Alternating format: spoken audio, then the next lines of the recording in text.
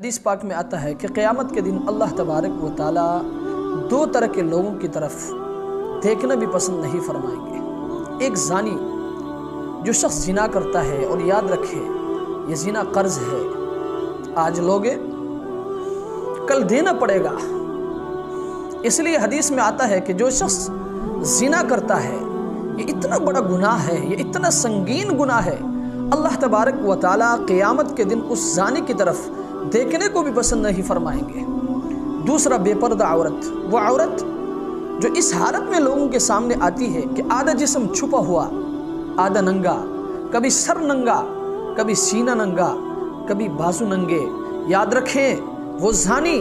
اور یہ بے پردہ عورت جب قیامت کے دن اللہ تبارک و تعالیٰ کے حضور پیش ہوں گے تو اللہ تبارک و تعالیٰ ان کی طرف سے یوں چہرہ ہٹائیں گے۔ اب خود سوچئے کہ یہ کتنا سنگین گناہ ہے کہ اللہ تبارک و تعالیٰ اس سے اتنا سخت ناراض ہوتے ہیں کہ اللہ تبارک و تعالیٰ قیامت کے دن اس کی طرف آنکھ اٹھا کر دیکھنے کو بھی پسند نہیں فرمائیں گے۔